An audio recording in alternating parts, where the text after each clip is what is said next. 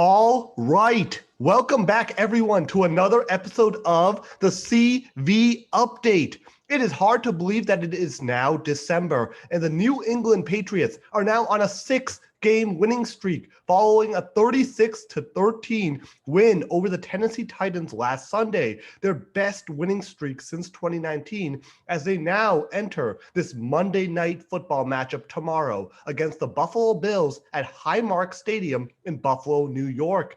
Kickoff is scheduled for 8:15 p.m. EST. And today, we will recap the big win over the Titans and preview the matchup against the Bills, which is going to be a huge game with enormous implications for the playoffs. And joining me for today's episode are Anirban Chakraborty, Ujan Talukdar, and Rohan Venkatesh. How are you all doing, guys? Good to have you back on the program. Good to be here, as always. All is good here. It's good to be back. Of course, riding a 6-game win streak is always a good feeling. So hopefully we can make it, add to that, make it 7. I mean, it'll be a tough game, but we'll get into that, right? Yeah, thanks for having me. Always excited to discuss the results, and I think we'll have a lot of stuff to talk about today. Definitely. So let's begin with the 36-13 win over the Titans last Sunday. So Mac Jones, just an overall breakdown. Mac Jones, 23 of 32, 310 yards, 2 touchdowns, no interceptions. He was sacked twice, and he also had 2 carries for 11 yards. Ramondre Stevenson, 9 carries for 46 yards. He was the leader in the run game. And Damian Harris, 11 carries for 40 yards and a touchdown. Jacoby Myers was the leading receiver in this game, 5 receptions for 98 yards. But the guy who scored the touchdowns, Kendrick Bourne, 5 receptions for 61 yards and 2 touchdowns. The second touchdown was just an amazing effort by him. Great footwork down the sideline to score that second touchdown. Great play by Bourne on the first touchdown to make a great catch on a great throw by Jones. We'll talk more about that. And Brandon Bolden, 4 receptions for 54 yards. Jonnu Smith, 3 receptions for 49 yards, 1 carry for 9 yards. I was very happy to see him back involved. So let's talk about the offense first. So what was your main takeaway? Obviously 36 points all on offense. It was a good performance, right? Yeah, most definitely. Usually when I'm on here, I usually like to give a rating out of 10. For offense, I mean, it's hard to say give nothing less than give anything short of a 10, in the sense that, like you mentioned, like first drive, scoring a touchdown, Kendrick Bourne was amazing. The only thing I didn't really like so much was Mac Jones overthrowing Hunter Henry for probably one of his favorite targets. There were a couple of times in the red zone where I felt like he missed the target, like maybe by like the timing was a little bit off, but other guys stepped up. You mentioned Jonnu Smith, Kendrick Bourne with the 2 touchdowns, Jacoby Myers having another effective game. Of course, the running game having another excellent day. But the one thing I would say is I didn't really like the defense as much. Of course, it's hard to keep it up considering you can't keep a shutout every time. But especially like the long touchdown at the end of the first half, that I didn't really like that. But overall, I'd just probably give it a 9 out of 10, just because, like you can't really give up those long touchdowns to a team that's pretty much on backups, let's be honest.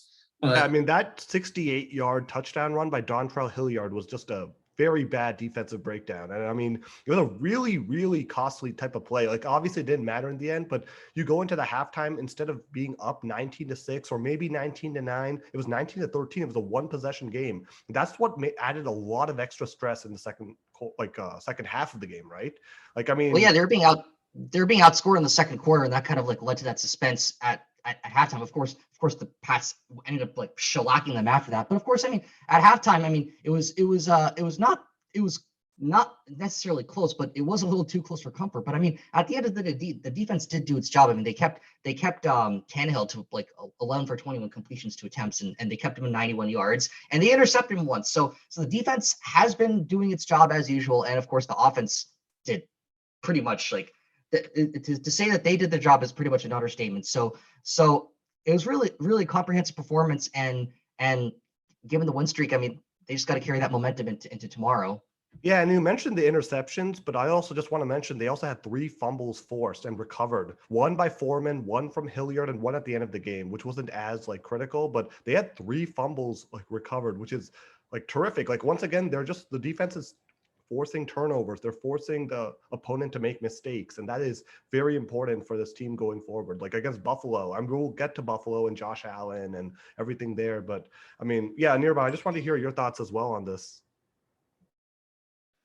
Yeah, I mean, I think you guys already covered it really well. I think, I think our offense today was pretty solid. I think we did enough to take the win. I mean, there was like a few criticisms that I heard of the offense in particular. Like some people might have thought that Mac Jones, like Ujan mentioned, had missed some throws, particularly to Hunter Henry in the end zone.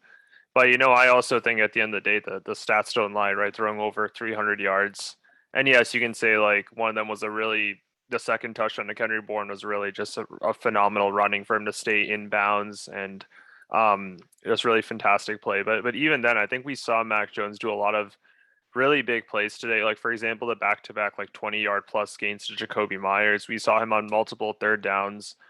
For example, he throwing to Brandon Bolden for I guess an 11-yard gain on a screen pass, and we've just seen that again and again from Brandon Bolden this season, where he's not called upon like as an every down back, but when he's trusted in like a third and down position for kind of these short gains, he's so good at getting that extra 10 yards, at getting the first down for us, and that's just such an invaluable tool to have. I really think Brandon Bolden has just been such an invaluable tool for the specific role that he has in this team. I think that's I want to mention that.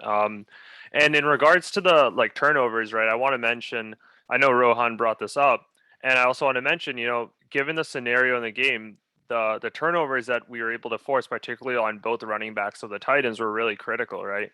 Their first fumble, which I believe was Jontrell Hilliard, was when they were only down 7 points against us. They were at our 38. You could have definitely envisioned them getting some points from that. And then their later fumble actually came, I believe, in the second half, and that was at the Tennessee 24. But still, that gave us great field. That was still like a great recovery for us. So like, I think overall, I saw like a lot of good things from this game. And I think Mac Jones in particular, I am pretty happy with the game he had. I think he had a really, really great first touchdown to Kendrick Bourne. I think that was a lovely pass that really easily could have been picked off if it wasn't kind of thrown in the right motion or the right place. So I was happy with this game. Rohan, you're on mute. Yeah, I mean, Mac Jones, he's really shown that he's been able to pick it up. I mean, he kind of struggled through the first few games, but now he's really, really found his groove. I mean, the rest of his team, I mean, they're giving him time to throw. I mean, he wasn't getting much protection from his own offensive line before. That's definitely improved over time. And of course, Mac Jones, he's found his passing game. He's found the routes that he likes. And of course, you can't help but take into consideration the fact that this week he got praise from Brett Favre. He basically saying that he's like this young carbon copy of Tom Brady, and it's a little early to say that, but based on what I'm seeing, it's not necessarily wrong, right? I mean, like the just looking at his completion percentage and looking at looking at the ease at which you could just keep on moving the chains. It kind of felt like watching the Patriots from several years ago. It didn't feel like that early on in the season. And so that's kind of refreshing to know. And then just as a fun fact over here, the bookies are basically saying that whoever wins tomorrow has a 78% chance of being AFC champion at the end of the year. So take that for what you will. No pressure, right?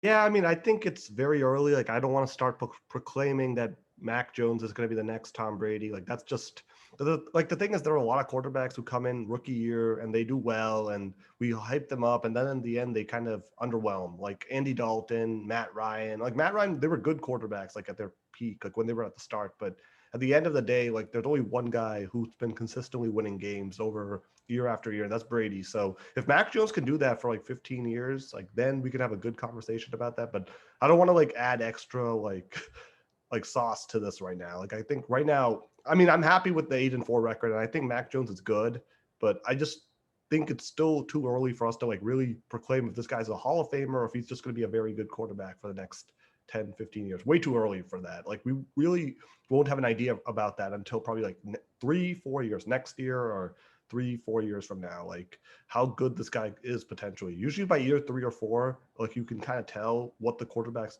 development trajectory is.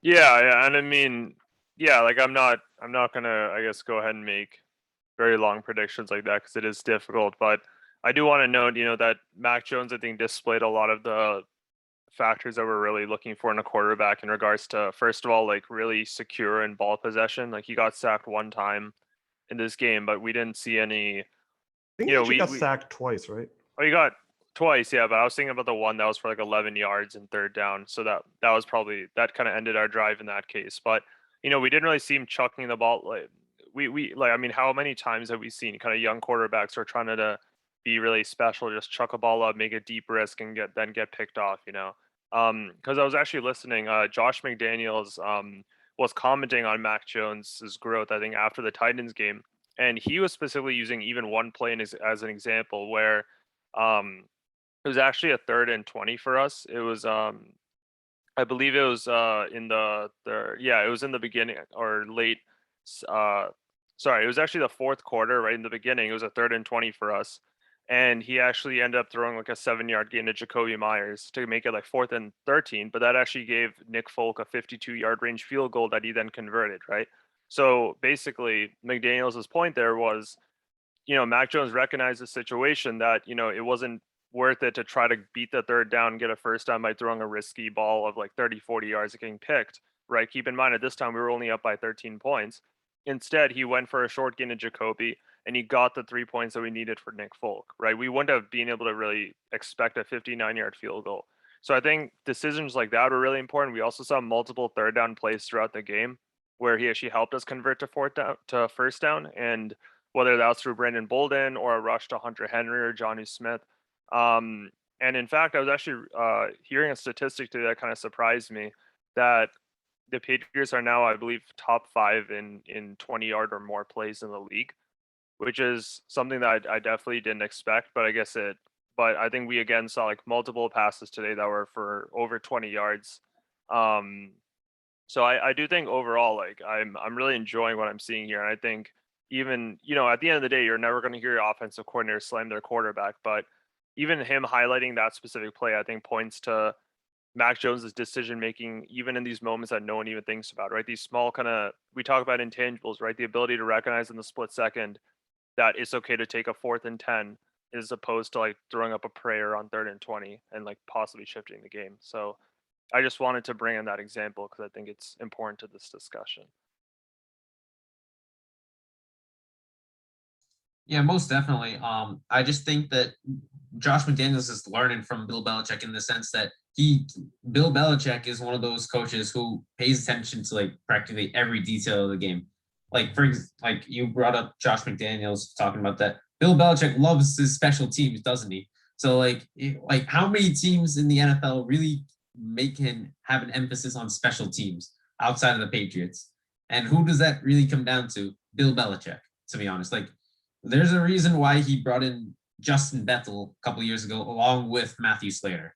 And Matthew Slater is one of like the greatest special team guys like the league has ever seen. Let's be honest.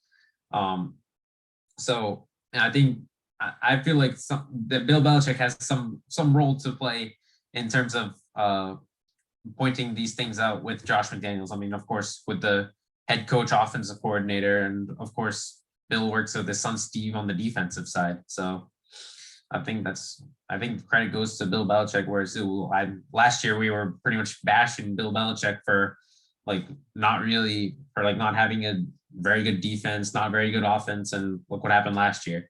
But I think he learned from last year and he's turning it around. Just one thing about last year, actually, like with the 8th win of the season, the Patriots have now surpassed their win total from last season, and there still are 5 games to go. So, no, like I agree. Like I think Belichick has done a terrific job. Mac Jones has done a terrific job, and the defense has been outstanding as well. Like another multi-turnover game by the defense. Pats are leading the league in allowing the fewest points allowed for the opponent. And really, like, I mean, besides like Dallas and New Orleans, I mean, even like, I mean, against the Buccaneers, the Super Bowl champions, they only allowed 19 points to Tom Brady. So, I mean, this defense is starting to come into a groove now. Like, so yeah, it's going to be very good going forward and very critical going forward. So, does anyone else want to like discuss the Titans win at all? Like, any other details about it? Actually, just wanted to mention one thing in Anirban when you were talking about the third down. So that touchdown to Bourne, the second touchdown, was actually on a 3rd and 6. And I think all of us at that point were just hoping for a first down. Like none of us expected that type of touchdown, just where he tiptoes down the sideline, did a terrific job with the footwork and scored that. I just wanted the first down. Like when he got the first down, I was like, okay, I'm relieved. And then all of a sudden, I'm like, oh wait, this can actually go for a touchdown now. And that like was huge because it was 19-13 at the time, and that made it 26-13, a two score game at that point. That was huge. I can't even understand the importance.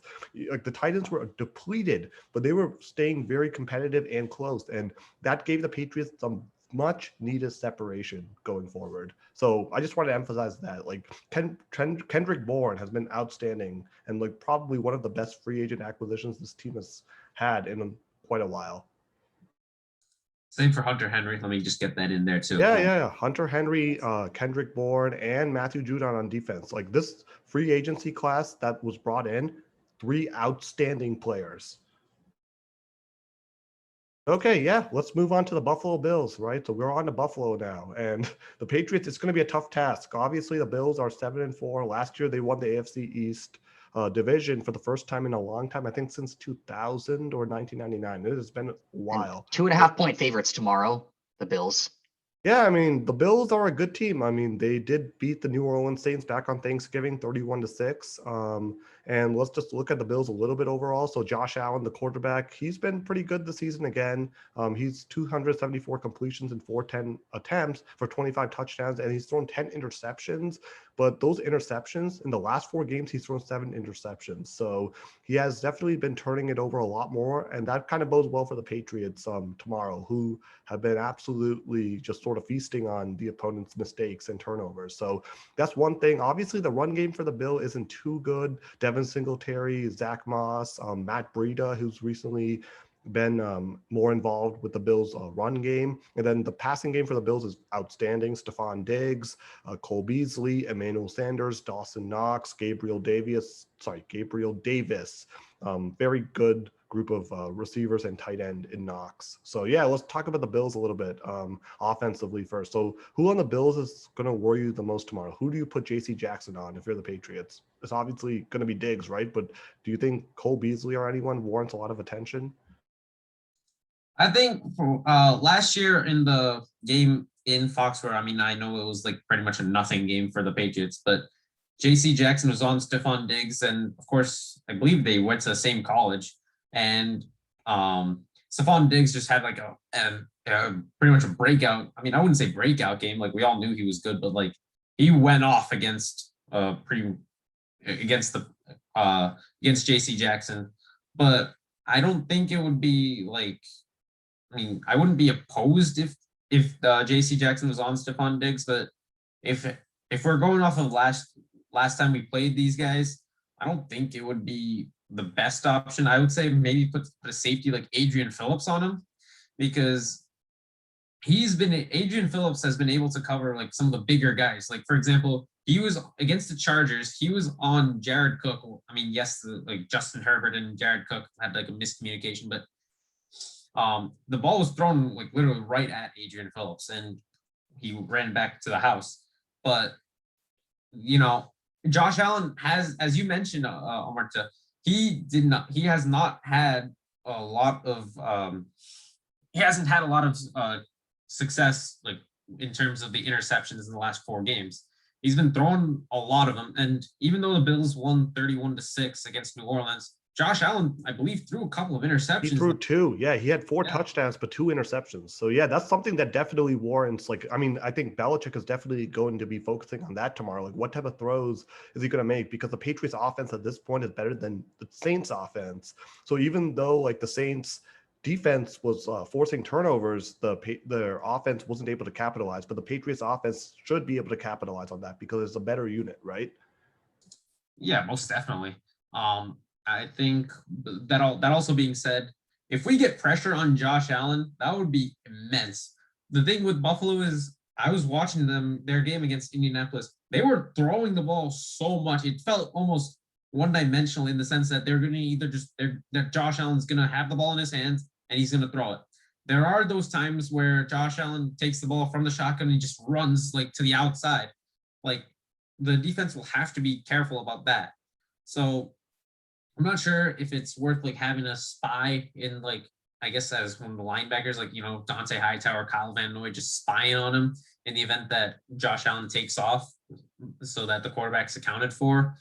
But if you do that, you leave one of the receivers open. So it's kind of like a mixed bag as to whether you have a spy or not. But like you don't really want to blitz them too much because then you potentially leave a receiver open. And then Josh Allen can just check it down to like one of the running backs, like Singletary or Zach Moss, and then that's a big gain right there. So like while the offense has not been as good for Buffalo last year, they have the explosive. It's like Kansas City. Like the Kansas City has not done well to start off this year, but now they're kind of picking it up, and you know that they will at some point, right? So it's really just a matter of can this defense hold? Well, I definitely agree with Ujan that getting pressure on Josh Allen's going to be key, right? Of course, like because if you don't put enough pressure on him, he's going to get all the time in the world to fire to Diggs, and the burden's going to fall very likely on J.C. Jackson to try to prevent that from happening. I mean, whether you should blitz him or not, I mean that really depends, right? It really depends, right? I mean, like it depends on whether it looks like he has a lot of space, right? Because Josh Allen has shown a willingness to run in the past, and like putting that spy on him will essentially prevent the possibility that he would have to that he would be able to kind of like make that rushing play in that kind of situation where he's kind of left open, right? Get not really a lot of passing targets, but getting early pressure and getting consistent pressure is going to be key, and preventing it from getting to the stage where he has those open receivers like Diggs will very likely be the most likely path to success, at least for the Pats defense. Yeah, I think I agree with that. And, you know, I think we've seen in regards to the running back committee, I think it's been like they haven't really found a right solution that works. But I think Matt Breida's inclusion has been growing throughout the last few weeks. So I expect him. Actually, Zach Moss was, I believe, a healthy scratch against the Saints on Thanksgiving. So this will actually most likely be a combination of Devin Singletary and Matt Breida. And Breida is actually kind of like the Dontrell Hilliard role where he can actually get maybe 20, 30 yards of receiving and a lot of screen plays, maybe like Brandon Bolden. So that is going to be a 1-2 punch, but I think definitely their pass game is where you expect to see the most potency. And importantly, I think when you look at some of Josh Allen's interceptions, especially against the Saints when he got picked off in the red zone, that actually kind of comes during like quarterback pressure, right? When he's kind of getting running away or about to get hit, that he throws or like the ball gets tipped, as happened there. So definitely like pressuring him with our kind of defensive line is going to be really important. You can expect to see Roll and Matt Judon in that, for example. And yeah, we've seen the Bills spread the ball around a lot. I mean, Stephon Diggs hasn't really had many, if at all. I think his 100-yard game this season has been against the Jets. Otherwise, you typically see him getting anywhere from like maybe 50 to 80 yards and grabbing a touchdown here and there.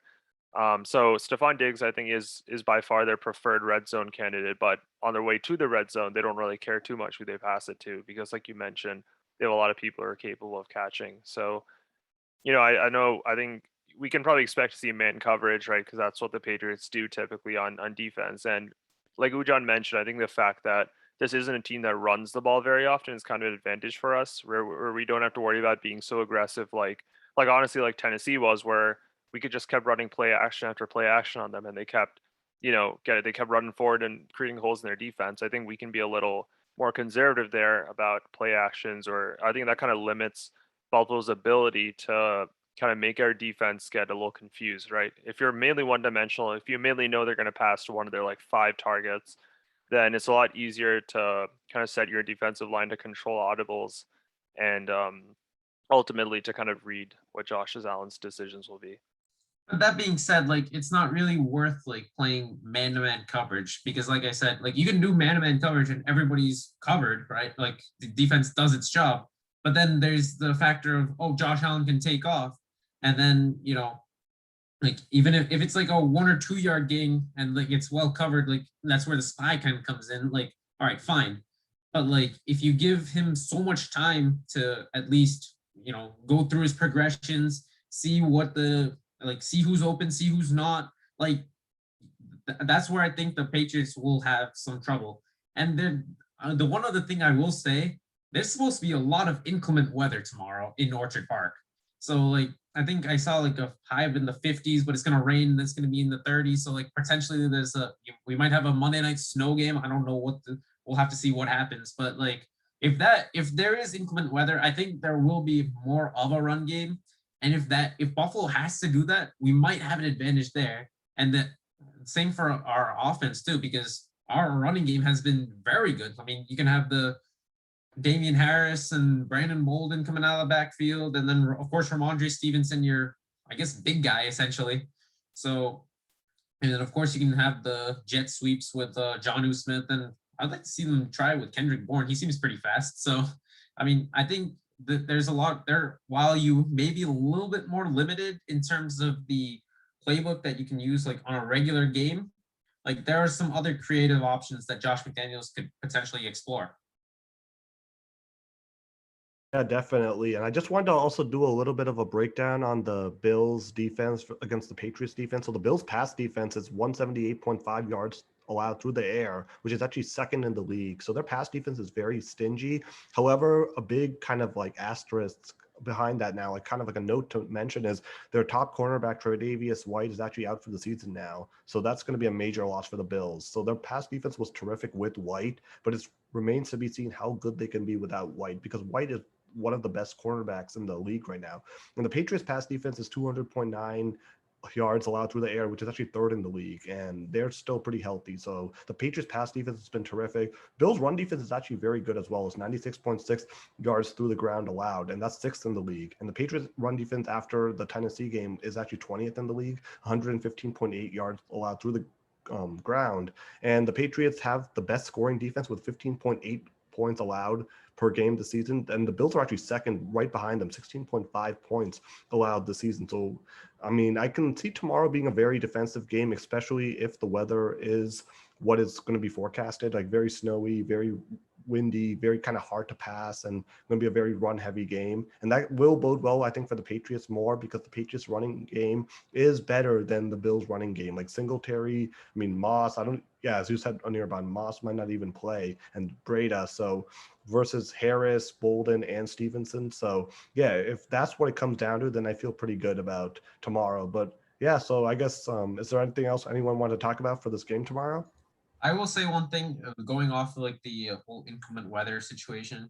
Like if you're in a position where you have like a potential 50-yard field goal, there's a good chance that you probably won't take it, especially if it's like a 4th and short, because like there's like a 50-yard field goal at Gillette Stadium is not the same as a 50-yard field goal in Orchard Park, considering all the wind that's swirling and of course the weather as well. Like those are pretty much like a big no-no, like at least for me. So I don't think it'll be a great game for the kickers, especially. I mean, of course, Tyler Bass has had his struggles, and for Buffalo, like he missed a couple of field goals against Indianapolis, and that's his home stadium. So it's not like Tyler Bass is gonna have like a great kicking game from like 60 yards out. And of course, last year Justin Tucker missed 2 field goals in the divisional playoff game. So it's a tough place to kick. So I wouldn't be surprised if both teams are more aggressive on offense, especially on like 4th and short opportunities. Yeah, and also like I think a lot of people would predict this to come down to a pretty low scoring game of a primarily defensive battle. And one thing I want to point out about that that's really interesting is that I think the second half and fourth quarter especially, I think we can expect I think we've statistically seen that the Patriots are just really, really good at keeping points off the board. They're actually, in terms of giving up points in the second half or the fourth quarter, the Patriots are leaders in the league on both of those metrics. They only allow like on average like 2.8 points in a fourth quarter this season, which is a pretty remarkable like number.